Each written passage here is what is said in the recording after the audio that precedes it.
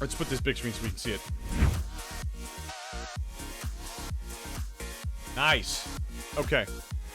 Pause El Musica. Actually, it's just lower El Musica. We can talk about it. Alright, boys. So the new patch coming out.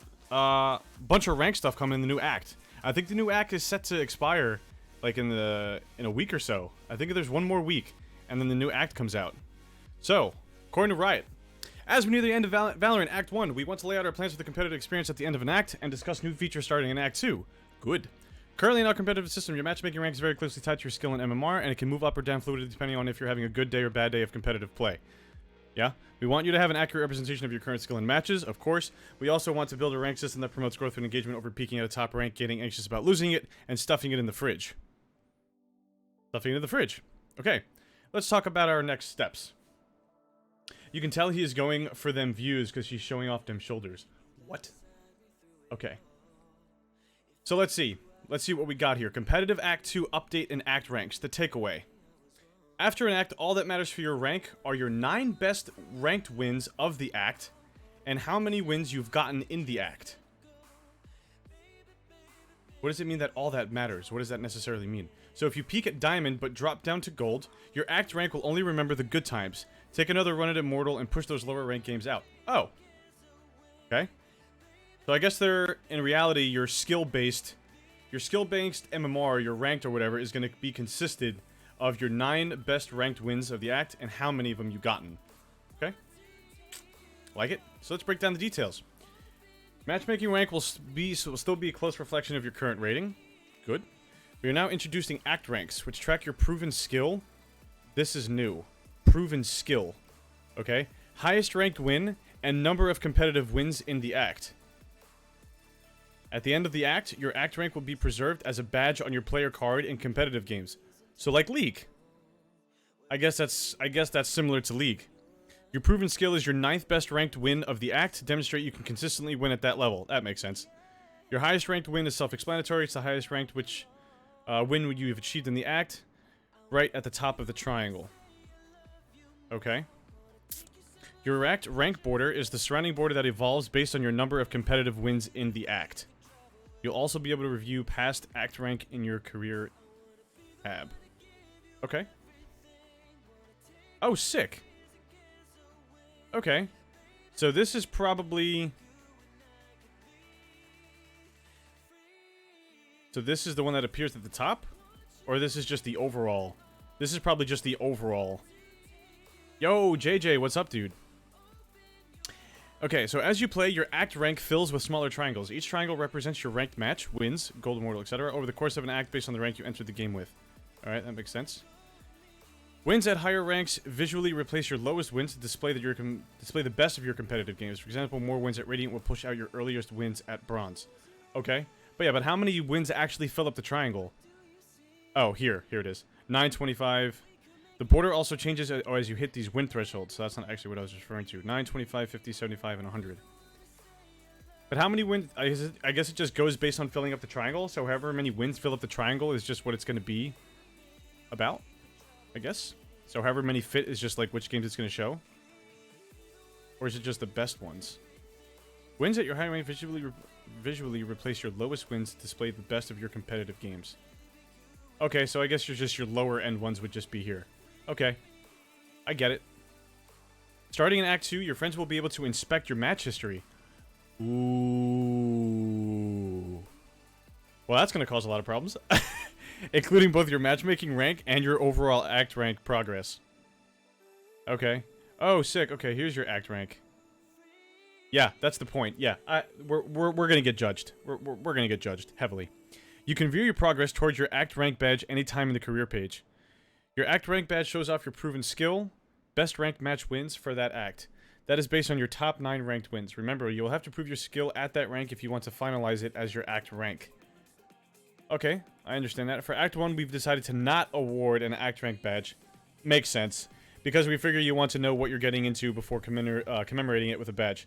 That's true. If this is your first time ever playing a competitive FPS or whatever, and it's like you were hard stuck in gold or bronze or silver or whatever it is, you don't want to have that going in with you to the next act. I get that.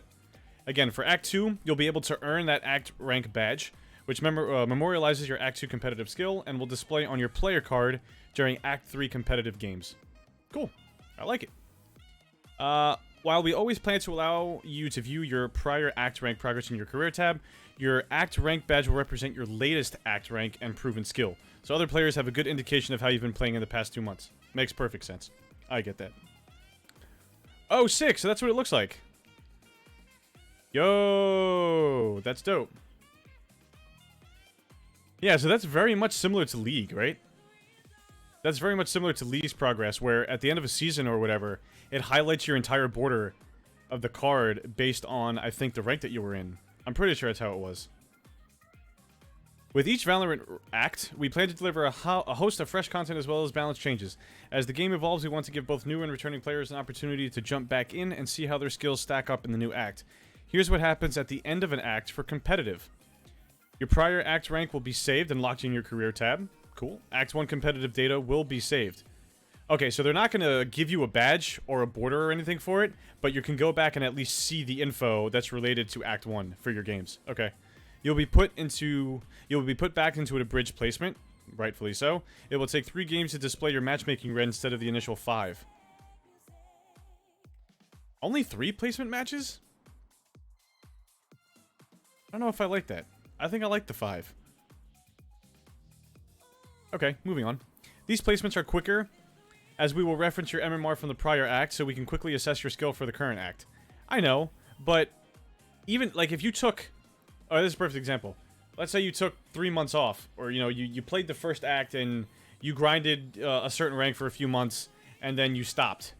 Like, if you come back, you're going to be rusty as hell. So I don't know if you playing those 3 games is going to be enough to really determine it.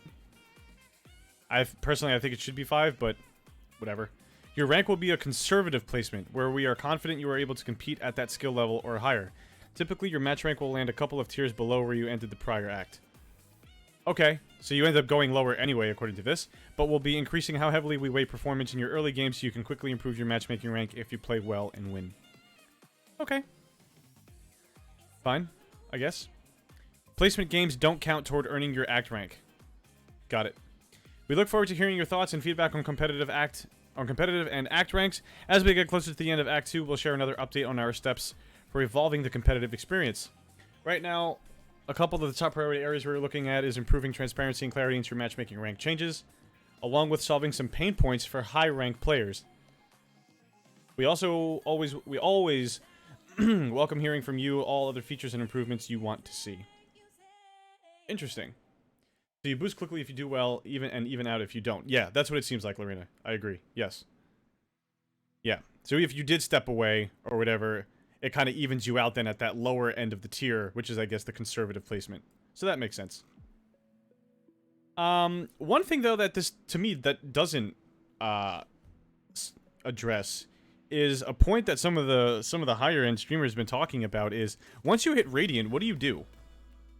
Like, one of my biggest problems right now is smurfing with this game, right? There's not enough for higher end players to do stuff at the higher tiers, so they just create smurf accounts. And to me, that's extremely frustrating. As a player who's trying to get better and who's trying to evolve, having just smurfs constantly come into the game, to me, just ruins the ranking experience. It completely dissolves the integrity of the rank, right? If you have a guy who's actually Radiant and he's playing in Diamond, obviously he's not a Diamond player. So to me, they need to come up with something that's way more enticing than just a visual representation of the fact that they've won a lot of games in Radiant to keep these players playing at a higher level. And to me, that's the only way to solve the smurfing issue. Just give the higher tier players more things to do at their rank that entices them to stay there and to not make smurfs. But we'll see. But yeah, guys, that's the patch notes. Well, I guess we'll see when more comes out in the coming weeks or week or two, and then we'll take it from there. Cool beans.